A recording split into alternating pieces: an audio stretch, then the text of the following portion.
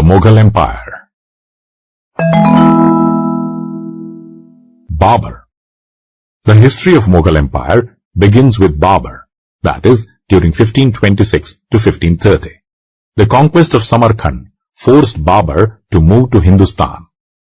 His arrangement of troops was done with the intention of maximum mobility. He was a good general with a unique cavalry which helped him defeat Ibrahim Lodi in the first battle of Panipat in 1526. Babur was also an excellent writer in Turkish. He wrote Tazuk-e-Babari, which is an autobiography. Humayun, 1530 to 1540. Humayun, son of Babur, inherited a vast empire, an empty treasury, and trouble from Afghans. Humayun conquered Gujarat and Malwa but soon lost it. He was also defeated by Sher Shah twice in the battle and passed the next 12 years of his life in exile. In 1555, he regained the throne of Delhi from the hands of a weak successor of Sher Shah, but in 1556 he died of an accident.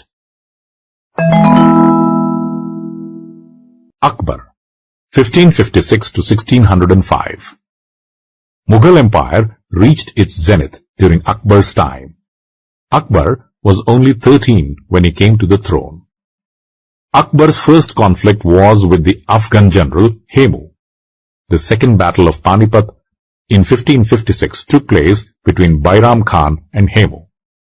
Hemu was defeated and Akbar reoccupied Delhi and Agra. By 1595, Akbar's armies had conquered Kashmir, Sindh, Orissa, Central India, Kandahar in Afghanistan, Khandesh, Berar and parts of Ahmednagar. Akbar was magnanimous to induct Rajputs into Mughal nobility and even married a Rajput woman to emphasize religious harmony. The son born out of this alliance was Jahangir, who later succeeded to the throne. Akbar also abolished the pilgrimage tax in 1563, stopped the practice of conversion of prisoners of war.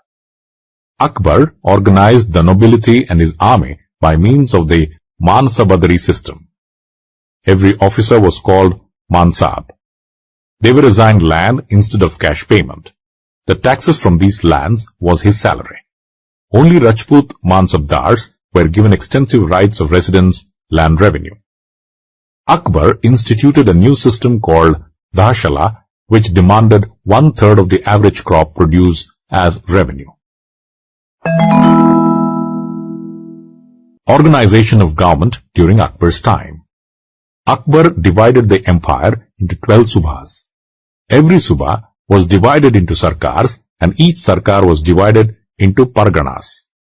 A governor, a diwan, a bakshi, a sadar, a qazi, and wakia navis or news reporters were appointed to each of the provinces. He built the Ibadat Khana or the Hall of Prayer in 1575, which was open to people of all religions. These religious discussions in the Ibadat Khana led to the declaration of Mahazar Nama. Akbar declared himself the spiritual guide of his people. He discouraged the killing of animals and suggested that people should abstain from meat at least for a few days every year. He also introduced the ritual veneration of the sun, fire and light. Akbar was the greatest among all Mughal rulers who not only declared but practiced religious tolerance. Jahangir, 1605 to 1627. Jahangir strengthened Mughal control over Bengal. After many battles, Amar Singh of Mewar was forced to accept Mughal supremacy.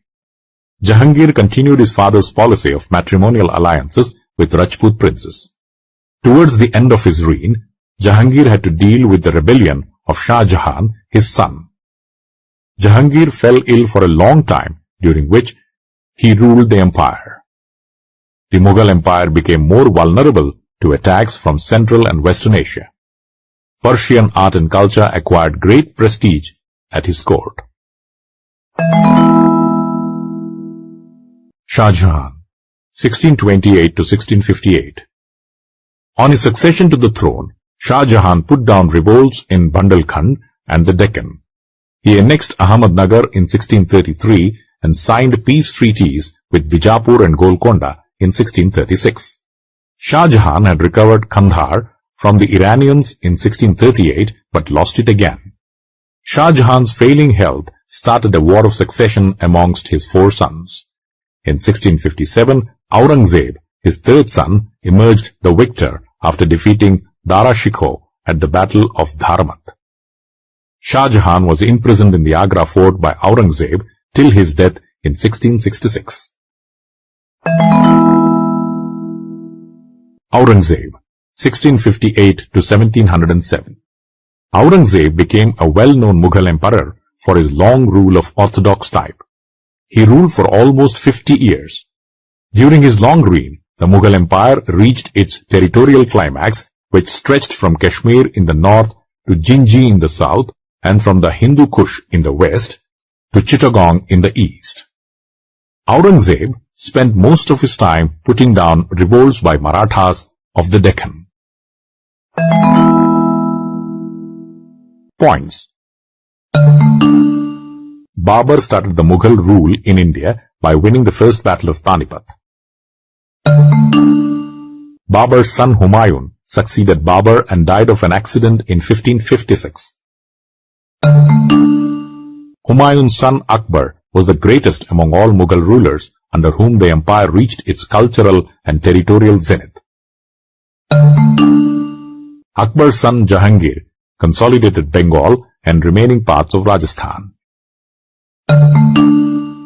Jahangir's son Shah Jahan put down revolts in Bundelkhand and Deccan but spent last years of his life under arrest by his 3rd son Aurangzeb.